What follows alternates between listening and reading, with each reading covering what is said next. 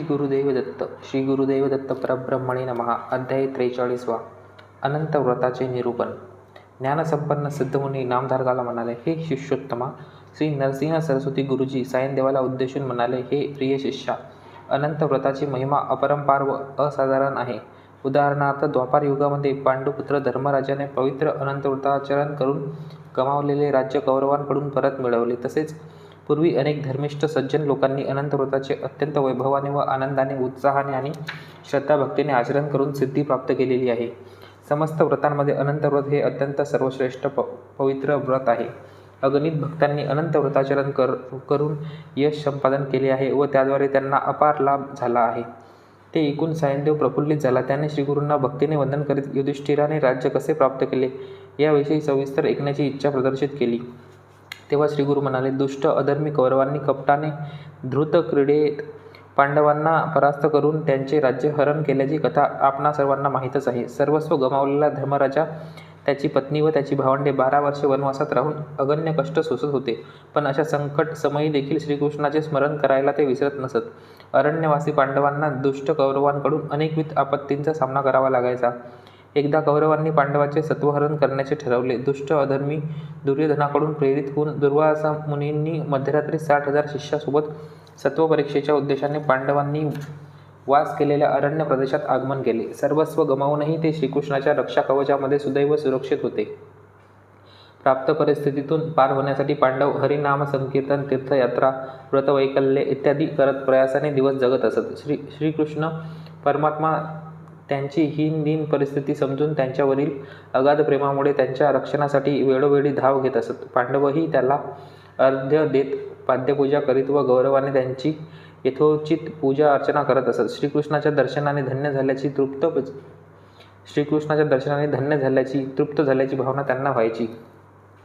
एके दिवशी पांडवांनी श्रीकृष्णाचे चरण घट्ट धरून त्याला वंदन करून विचारले, हे परमात्मन, देवादिदेव, भक्तवत्सला, दीनबंधो, जय जय ऋषिकेशा, अनंत भवतारका, विश्वरक्षका, कृपासागरा, सृष्टिस्थित्यंतारका, त्रिगुणात्मक त्रिमूर्ती, अरे अनुरेणू तृणकाष्ठात परिपूर्ण असणाऱ्या हे गोविंदा, समस्त भूताधिकांमध्ये वास करणाऱ्या हे वासुदेवा, तुला नमस्कार. दुष्टांचा निग्रह व शिष्टांचे रक्षण करावयास तू अत्यंत समर्थ आहे, असे वेदपुराण सांगते.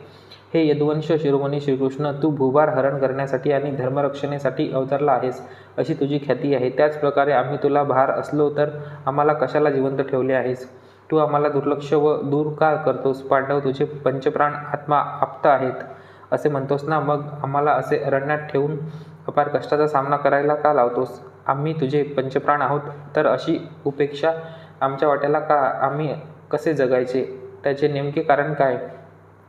आमची ही दीनहीन परिस्थिती तुला कळत असूनही तू असा उदासीन का बरे? आम्ही तुला नको झालोत का? तुझ्या अनुग्रहाला पात्र असूनही आम्हाला अरण्यास गती झाले ना? तुझ्या अनुपस्थितीत आम्ही अतिशय कष्ट भोगत दुःखित झालो आहोत. श्रीहरी, तूच आमच्या कष्टाचा परिहार करून आम्हाला या जाळ्यातून बाहेर काढावेस. स्वबंधू असलेल्या कौरवांनी अधर्माने आम्हाला या दुःस्थितीत ढकलून वैरत्व निभावत ते सुखसंतोषाने राजकारभार चालवित आहेत. सुख ऐश्वर्य हे सर्व त्यांच्या वाटेला गेले. या संकट समयी आम्हाला कोण आहे?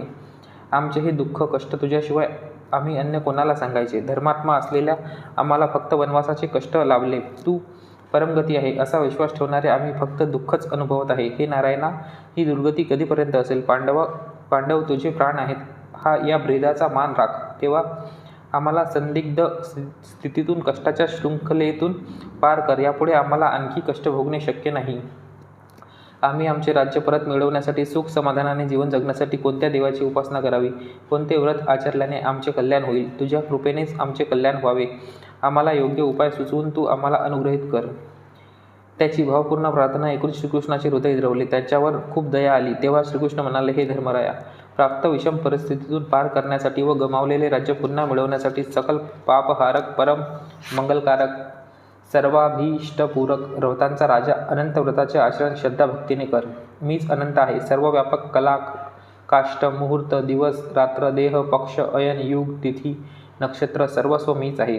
मीच तो मूल नारायण आहे, जो संदर्भानुसार अवतार धारण करतो. दुष्ट दानवांचा नाश करून भूभार हरण करण्याच्या संकल्पाने मीच वासुदेवाच्या कुळात जन्मलो आहे. ब्रह्मा, विष्णू, महेश स्वरूपी त्रिमूर्ती मीच आहे. प्रपंचात जे काही आहे त्या चराचर सर्वाचा विश्वात्मा मीच आहे. मी सर्वांचा रक्षक, अविनाशी, शाश्वत, जरामृत्यू विवर्जित आहे. या प्रपंचात माझ्याशिवाय अन्य काहीही नाही. सृष्टीत अनंत रूपांनी व्यक्त झालेल्या शेषशायी नारायणालाच अनंत म्हणतात. अनंत पद्मनाम हा मूलतः माझाच एक अवतार आहे, जो सर्वव्यापी आहे. अनंत व्रताच्या आचरणाने समस्त पापे नष्ट होतात व सकल इष्टार्थ संपन्न होतात. हे ऐकून धर्मराजा हे म्हणाला, हे परमज्योती परमात्मा स्वरूपी ऋषिकेशा, तूच मूल नारायण अनंत असल्याने यात किंचितही संशय नाही. असे असताना आम्हाला त्याची आवश्यकता काय? जरी आचारावयाचे असेल तर कृपया आम्हाला अनंत व्रताचरणाची आवश्यकता, महिमा, पूजाविधान, समय, दिवस, दानधर्म वगैरे सर्व विषयी माहिती दे. तसेच यापूर्वी कुणी हे व्रत आचरून फलप्राप्ती करून घेतली या सर्व बाबतीत आम्हाला सांग. तेव्हा श्रीकृष्णाने विवरण केले, हे प्रिय भक्तगण हो, अनंत व्रताचे आचरण भाद्रपद शुक्ल चतुर्दशीच्या दिवशी मध्यान्हसमयी केले पाहिजे. यापूर्वी अनेक ऋषींनी धर्माभिमान्यांनी कृतयुगापासून या व्रताचे पालन केलेले आहे. कृतयुगात वशिष्ठ गोत्रोपन्न सुमंत नावाचा एक ब्राह्मण होता. त्याचा विवाह दीक्षा नामक भृगु महर्षीच्या पुत्रीशी झाला. कालांतराने त्या दंपतीला एक कन्यारत्न झाले. त्या सुलक्षणी कन्यारत्नाचे नाव सुशीला असे ठेवण्यात आले. ती अतिशय सुंदर व शीलावंत होती. अत्यंत संस्कारी असल्याने ती घरात तसे देवकार्यातही सर्वविध सहकार्य करीत असे. एके दिवशी तिची आई दीक्षादेवी विधिलिखित प्रमाणे स्वर्गस्थ झाली. त्यानंतर सुमती उपासना, कर्मानुष्ठान व देवकार्य सगळे सुव्यवस्थित पार पडेनासे झाले. त्यानंतर सुमंताची उपासना, कर्मानुष्ठान व देवकार्य सगळे सुव्यवस्थित पार पडेनासे झाले. तिची कमतरता जाणवू लागली. म्हणून त्याने दुसरा विवाह कर्कशी नामक स्त्रीशी केला. पण ती स्त्री सुसंस्कृत नव्हती. तिच्या आचार विचारात उद्धटपणा, राग, क्रोध वगैरे अवगुण होते. सर्वदा पतीला व सावत्र मुलीला ती खूप छळत असे. त्यांच्याशी भांडण उकरून काढीत असे. मुलगी सुशीला लग्नाच्या वयाची झाल्याबरोबर सुमंताने तिचा विवाह वेदज्ञ ऋषी कौंडिन्याबरोबर लावून दिला. विवाहानंतर कौंडिन्य ऋषी सासरच्या आश्रमात 2 महिने राहिले. काही दिवसानंतर कौंडिन्याने वेगळे राहण्याचा विचार त्याच्या सासऱ्याला व्यक्त केला. दुसरे कुटीर बांधून संसार करणार असे त्याने सासऱ्याला सांगितले. त्यांच्या निर्गमनाची अप्रिय वार्ता ऐकून सुमंताला खूप दुःख झाले. त्याच्या द्वितीय पत्नीचे असभ्य वर्तन अशा परिस्थितीला कारणीभूत आहे असे सुमंताला वाटले. हे कळल्यावर जावई कौंडिन्याने सुमंताला भेट दिली आणि खरे कारण त्याच्या कल्पनेपेक्षा वेगळे आहे हे पटवून दिले. कौंडिन्य ऋषीने सासऱ्याला समजावले की जर 2 ऋषी एकत्र राहिले तर धार्मिक अनुष्ठानात विघ्ने येतात व अंतगोतत्वात धर्माचा लोप होतो. त्यामुळे जवळच एक आश्रम बांधून वेगळे राहून धार्मिक जीवनाचे अवलंबन केल्याने दोघांचेही कल्याण होईल असे त्याने सांगितले. अशा प्रकारे सासरच्यांना पटवून त्यांच्या संमतीने स्वतःच्या आश्रमात भाद्रपद शुक्ल त्रयोदशीच्या दिवशी जाण्यास कौंडिन्य ऋषी सिद्ध झाले. पण कर्कशी मात्र त्यांना निरोप देण्यासाठी कोणत्याही प्रकारचे सहकार्य देण्यास तयार नव्हती. इतकेच नव्हे, ती निरोपावेळी तिथे उपस्थितही नव्हती.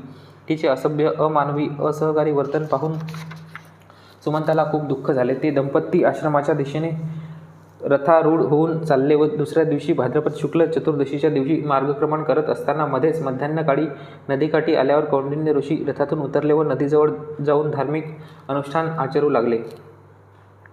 रथाजवळ उभी असलेल्या सुशीलेने नदीकिनारी उपवनात अनेक स्त्रिया लाल रेशमी वस्त्र नेसून कलश स्थापन करून भक्तिभावाने पूजा करीत असल्याचे दृश्य पाहिले. काय चालले आहे हे उत्सुकतेने तिथे जाऊन पाहिले तर ते सगळेच श्रेष्ठ अशा अनंत व्रताचरणात निमग्न झाल्याचे तिला कळून आले. नंतर तिने व्रताचे महत्त्व, विधिविधान, पूजा, फल वगैरे समजून घेतले. त्यांच्या आमंत्रणाने तिनेही त्या स्त्रियांसोबत हे व्रत पालन केले. त्या साऱ्यांनी विश्वव्यापक विष्णूचे ध्यानद्वारा विधियुक्त भक्तिपूर्वक पूजा करून 14 गाठी बांधून अनंताचा दोरा उजव्या हातात बांधून घेतला. पूजा आटोपून तिने उपस्थित असलेल्या सर्व स्त्रियांना वंदन केले व त्यांचा निरोप घेऊन रथाजवळ आली. दरम्यान कौंडिन्य ऋषीचे अनुष्ठान संपले व ते दोघे रथात बसून त्यांचा पुढील प्रवास करू लागले. सुशीलेने आचरण केलेल्या अनंत व्रताच्या महिमेने वाटेत एक ऐश्वर्ययुक्त असे अमरावती नावाचे मोठे नगर निर्माण झाले. योगायोगाने त्या नगराला अधिपती कुणीच नव्हता. ते मतिवंत युवा दंपती त्या नगराकडे जात असताना तेथील रहिवाशांनी त्यांचे सन्मानपूर्वक स्वागत केले, त्यांचा सत्कार केला आणि त्या प्रांतावर राज्य करणारे कोणीच नसल्याने त्यांना त्या नगराचे अधिपती हाती घेण्यास प्रवृत्त केले. नगरवासियांच्या आग्रहाने कौंडिन्य दंपती त्या नगराचे अधिपती झाले. श्रीमदनंताच्या कृपाप्रसादाने सकल ऐश्वर्य असलेले हे राज्य प्राप्त करून घेऊन कौंडिन्य ऋषींनी त्यांची पत्नी सुशीलेसोबत कोणत्याही प्रकारची उणीव व समस्या नसताना काही दिवस जीवन व्यतीत केले. एके दिवशी पत्नीशी आनंदमयी व विनोदी सुसंवाद गुंतले असतानाच्या उजव्या हातातील अनंतव्रताचा लाल दोरा कौंडिन्य ऋषींना दिसला. ती कुठल्या तरी प्रकारचे वशीकरण करत आहे असे त्याला वाटले. तिने बरोबरीने त्यांना समजावले की तो दोरा अनंतव्रताचा आहे व तिने केलेल्या अनंतव्रताचरणामुळे अनंताच्या कृपेने हे राज्य अष्टेश्वर मिळाले आहे. पण मदांध कौंडिन्याचा विश्वास बसला नाही. रागारागाने त्यांनी तो दोरा तोडून अग्निकुंडात फेकून दिला. तेव्हा तो दोरा जाळून काळा झाला.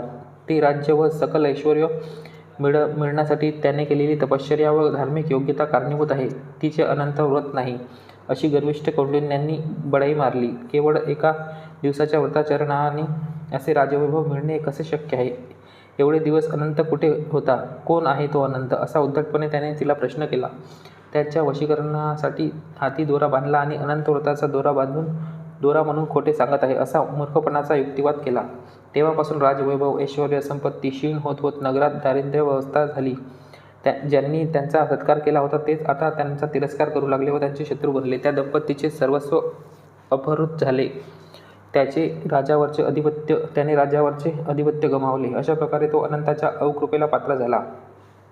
अल्पावधीतच त्याची अवनती सुरू होऊन सर्वस्व हरण झाले. नगरवासियांनी त्यांची सर्व संपत्ती लुटली. त्यांना अनेकविध संकटांना सामोरे जावे लागले. घरदार, संपत्ती हे सर्व गमावून तो निर्गतिक झाला. शेवटी त्याला अन्न वस्त्रासाठी तडफडावे लागले. त्याला अनेक प्रकारचे कष्ट भोगावे लागले. तेव्हा त्याला अनंतव्रताच्या दोऱ्याचा तिरस्कार केलेल्या पापकृत्याचा पश्चाताप झाला. महातपस्वी म्हणून दुराभिमानाने दुष्कृत्य केल्याचे फळ या परिस्थितीला कारणीभूत आहे हे त्याला कळून आले. त्याच्या समान देव अपराधी या प्रपंचात शोधला तर सापडणार नाही आणि सर्व नाशाला स्वतः जबाबदार असल्याची जाणीव त्याला झाली. प्राप्त परिस्थिती कशी दुरुस्त करायची, संकटावर मात कशी करायची आणि कल्याण कसे करायचे याविषयी त्याने पत्नी सुशीलेशी शांततेने चर्चा केली. तिने पुन्हा एकदा अनंतव्रताचे आचरण करून त्यांचा अनुग्रह प्राप्त करण्याचा सल्ला दिला. कौंडिन्य ऋषींनी अनंत पद्मनामाला शरण जाऊन त्याला प्रसन्न करण्याचा संकल्प केला. अन्न पाण्याचा त्याग करून अनंताच्या शोधार्थ पत्नीसह ते घोर अरण्यात शिरले. अरण्यात अनंताचा शोध घेत भटकत असताना अत्यंत फलभरीत असे आंब्याचे झाड त्याला दिसले. पण त्याने पाहिले की त्या झाडाजवळ एक कृमी कीटकही फिरकत नव्हते. ते आम्रवृक्षही अनंतासाठी शोक करत होता. असेच चालता चालता एक हिरवेगार कुरण दिसले. जवळच गाई, गुरे, वासरेही दिसली, पण भुकेने कळवळत असूनही कुणीही तिथे चरत नव्हते. हिरवेगार कुरण त्यांना वर्ज्य होते. ते कुरणे देखील अनंताचे दर्शनाकाशी आहे हे जाणून त्याला आश्चर्य वाटले. पुढे जाता जाता एक असहाय्य स्थितीत बैल दिसला. त्याची दयनीय स्थिती अनंतापाशी सांगावी अशी त्या बैलाने कौंडिन्याला प्रार्थना केली. असेच पुढे सुंदर निर्मळ मधुर पाण्याचे 2 तलाव दिसले. आश्चर्याची बाब म्हणजे तलावातून पाणी वाहून जात नसून ते तलावातच साचले होते व त्यामधील पाणी कुणीही पित नव्हते. त्यांची ही अवस्था अनंतापाशी कथन करण्यास त्या तलावांनी कौंडिन्याला विनंती केली. पुढे त्याला एक गंधर्व व वृद्ध गज दिसला. तो प्राणीही अनंतालाच स्मरत होते. एकूणच कुणीही अनंताला भेटले नव्हते व अनंताच्या कृपेस पात्र झाले नव्हते. दीर्घ प्रयाण झाल्याने त्या दंपतीस खूप थकवा आला होता व अन्नपाण्याचा त्याग केल्यामुळे ते शक्तिहीन झाले होते. कौंडिन्य प्रचंड अस्वस्थ आणि निराश झाला. या प्रकारे तो अनंता म्हणून ओरडत मार्गक्रमण करू लागला. पण त्याला आनंद दिसला नाही. त्याला प्रपंच शून्य वाटू लागले. अनंतासाठी प्राण गमावण्याचीही त्याची सिद्धता होती. त्याच्यातील संसाराचा मोह कमी झाला आणि विरक्तभाव निर्माण झाला. या परिस्थितीत निरंतर अनंताला हाका मारत अनंताचे स्मरण करत कसाबसा पुढे चालता असता अशक्त होऊन तो जमिनीवर कोसळला.